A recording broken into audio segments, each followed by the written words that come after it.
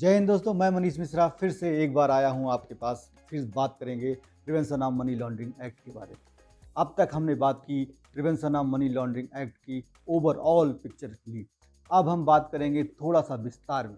तो आज बात करेंगे prevention of money laundering act में अपराध किसे माना जाता है, या prevention of money laundering act में कब कोई व्यक्ति या संस्था मुजरिम की तरह ट्रीट की जाती है। तो मैं मनीष मिश्रा, पेशे से चार्टर्ड अकाउंटेंट। अब शुरू करते हैं इस मुद्दे पे। दोस्तों, prevention of money laundering act का सेक्शन 3 बताता है कि अपराध कब माना जाता है या अपराध कब ट्रिगर करता है।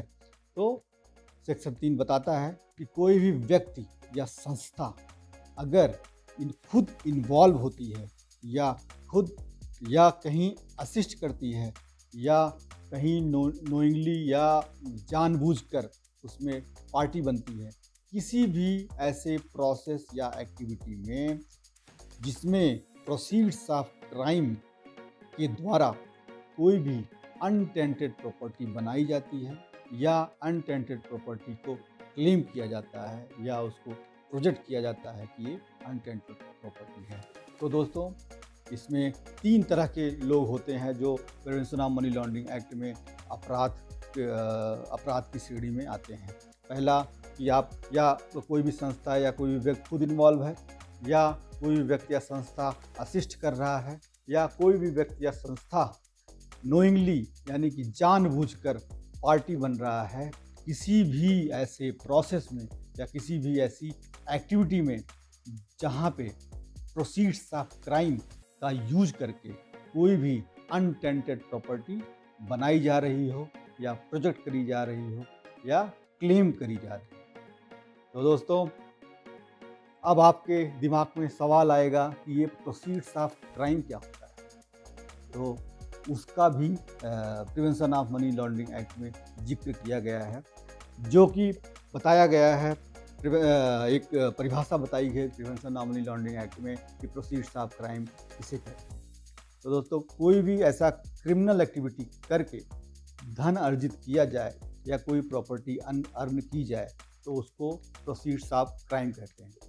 तो इसका मतलब क्या है? इसका मतलब ये है कि prevention of money laundering act में शेड्यूल्ड एक शेड्यूल है जिसमें लगभग 29 तरह के जो कानून हैं भारत में वो बताए गए हैं, और उसमें बहुत सारे ऐसे एक्ट हैं जिसको क्रिमिनल एक्टिविटी मानी गई है।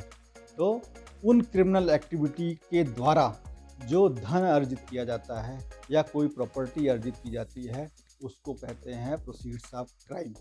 तो दोस्तों, इसको पूरा समझते हैं। तो इसका मतलब क्या हुआ? इसका मतलब ये हुआ कि शेड्यूल ऑफेंस में जो कृत्य बताए गए हैं या उन क्रिमिनल एक्टिविटीज़ के द्वारा धन अर्जित करके एक ऐसे प्रोसेस के द्वारा, प्रोसेस क्या है? प्रोसेस है प्लेसमेंट, क्लियरिंग और इंटीग्रेशन। उसके द्वारा कोई भी अनटेंटेड प्रॉपर्टी बनाई जाती है जब, तो इस पूरे प्रक्रिया को अपराध माना जाएगा। और इस पूरी प्रक्रिया में जो व्यक्ति उसमें लिप्त होगा या असिस्ट कर रहा होगा या उसको नोइंगली पार्टी बन रहा होगा, वो व्यक्ति या वो संस्था अपराधी मानी जाएगी। तो दोस्तों, आप समझ गए होंगे कि अपराध किसे कहते हैं prevention of money laundering act में। अब आपके दिमाग में एक क्वेश्चन और आएगा कि ये शेड्यूल्ड ऑफेंस क्या है। तो शेड्यूल्ड ऑफेंस मैं आपको बताता हूँ कि scheduled offence basically prevention of money laundering में जो शेड्यूल है उसके 3 पार्ट हैं, part A, part B, part C. जिसमें से पार्ट बी अब आज की डेट में कोई भी रिलेशन नहीं रखता है, ख़त्म हो गया है। उसमें एक मॉनेटरी लिमिट बताई गई थी कि इतने लिमिट तक का अपराध होता है तो वो शेड्यूल बी में आएगा, वो जो कि आज की डेट में ख़त्म हो चुका है। आज केवल शेड्यूल के 2 पार्ट हैं, पार्ट ए और पार्ट सी।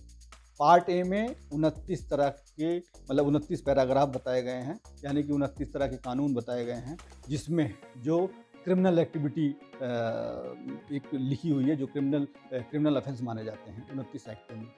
और जो पार्ट सी है वो ओवरसीज़ क्राइम, यानी कि भारत के बाहर अगर कोई ऐसा अपराध होता है या भारत से बाहर उस अपराध की कोई चैन जुड़ी हुई है तो वो पार्ट सी में आता है। दोस्तों, शेड्यूल में जो पार्ट ए है, पार्ट ए में जो 29 पैरा हैं उसमें 29 तरह के कानून बताए गए हैं। उसमें से जो प्रमुख कानून हैं उसके बारे में आपको बताता हूँ। पहला इंडियन पिनल कोड 1960, दूसरा है नारकोटिक ड्रग्स एक्ट, तीसरा है अनलॉफुल एक्टिविटीज़ और प्रिवेंशन एक्ट, चौथा है prevention of corruption act, custom act, SEBI act, copyright act, trademark act, information technology act, explosive substance act, wild life protection act, passport act, environment and protection act, arms act. तो दोस्तों एक ऐसी लंबी list है 29 law की, जो कि अभी एक रिसेंट में जो ऐड किया गया है वो कंपनी एक्ट है। कंपनी एक्ट में कुछ ऐसी एक्टिविटीज़ हैं जिनको क्रिमिनल एक्टिविटी माना गया है। तो दोस्तों वो जो 29 कानून हैं उसमें जो क्रिमिनल एक्टिविटी मानी गई हैं उनके द्वारा अगर जो प्रोसीड्स ऑफ क्राइम, यानी कि उनके द्वारा जो धन अर्जित किया जाता है उसको प्रोसीड्स ऑफ क्राइम बोलेंगे। तो दोस्तों अपराध के लिए 3 चीज़ें होना बहुत ज़रूरी है, मतलब बेसिक रिक्वायरमेंट है कि सबसे पहला तो क्राइम होना चाहिए, कोई न कोई क्राइम होना चाहिए। यानी कि शेड्यूल्ड में जो एक्ट लिखे गए हैं 29, उसमें उनकी जो विभिन्न धाराएं लिखी गई हैं उसमें किसी न किसी एक्ट के द्वारा में एक कोई क्राइम होना चाहिए। दूसरा क्या है कि कोई क्राइम के द्वारा प्रोसीड्स ऑफ क्राइम, यानी कि धन अर्जित या प्रॉपर्टी अर्जित होनी चाहिए। और तीसरा क्या है कि इसमें पूरे प्रोसेस में कोई ट्रांजैक्शन होनी चाहिए, यानी कि क्राइम होना चाहिए, क्राइम में कोई धन अर्जित होनी चाहिए और उसमें एक कोई ट्रांजैक्शन होनी चाहिए।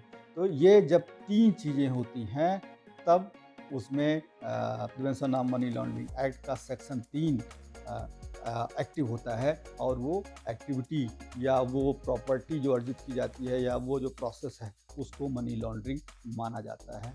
और ये कृत्य जो है ये आपका prevention of money laundering act में अपराध की श्रेणी में आता है। और जो जैसा मैंने पहले भी बताया हुआ है कि सेक्शन 4 में बताया गया है कि prevention of money laundering act में अगर कोई अपराध होता है तो उसके लिए 3 साल से लेके 10 साल तक की सज़ा का प्रावधान है। तो दोस्तों मैं तो आपको यही कहूँगा कि अपनी रोज़मर्रा की ज़िंदगी में, यानी कि आप अपनी रोज़मर्रा की ज़िंदगी में कोई भी बिजनेस कर रहे हैं या कोई भी ट्रांजैक्शन कर रहे हैं या किसी व्यक्ति के साथ इन्वॉल्व हैं या किसी संस्था के साथ इन्वॉल्व हैं, तो आपको ध्यान रखना होगा, अपनी आँख खुली रखनी होगी कि आपको किसी भी ऐसी एक्टिविटी का हिस्सा नहीं बनना है। क्योंकि उसमें मैंने पहले बताया कि अगर आप जानबूझकर कहीं भी इस प्रोसेस का या इस एक्टिविटी का हिस्सा बनते हैं तो आप भी prevention of money laundering act में अपराधी घोषित हो जाएंगे। और प्रिवेंशन ऑफ मनी लॉन्ड्रिंग की खासियत है कि जब कोई आदमी या कोई संस्था पकड़ी जाती है तो बर्डन टू प्रूफ, यानी को उसको खुद प्रूफ करना पड़ेगा कि मैं इसमें जानबूझकर इन्वॉल्व नहीं था, इस प्रोसेस या एक्टिविटी में। आपको बाय डिफ़ॉल्ट माना जाएगा कि आप जानबूझकर इस अपराध में लिप्त थे या इस प्रोसेस के पार्ट थे। तो ये जो सबसे तीसरा वाला जो क्लॉज है ये सबसे खतरनाक क्लॉज है, ये आपको माना जाएगा कि आप जानबूझ के थे।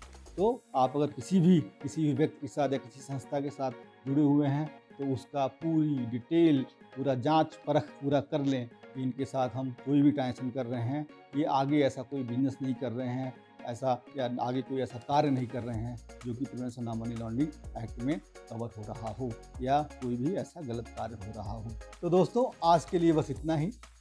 और मैं एक और आग्रह आपसे करना चाहूँगा कि जो भी पहले मैंने वीडियो बनाए हुए हैं prevention of money laundering act में या बाकी भी जो वीडियो बनाए हुए हैं, अगर आपको लगता है कि आपको कोई भी चीज़ें समझ में नहीं आई या कोई अगर आपको डाउट लगता है, या जैसा कि मैंने इस बार इसी वीडियो में बताया कि आप किसी भी कंपनी से जुड़ने जा रहे हैं या किसी भी संस्था से जुड़ने जा रहे हैं, वो prevention of money laundering act में या कोई अपराध तो नहीं कर रही है या वो संस्था सही है या नहीं है, इसके बारे में अगर आपको कोई भी डाउट होता है या कोई भी हमसे कोई भी सलाह लेनी है तो आप हमें हमारे कमेंट बॉक्स में लिख सकते हैं।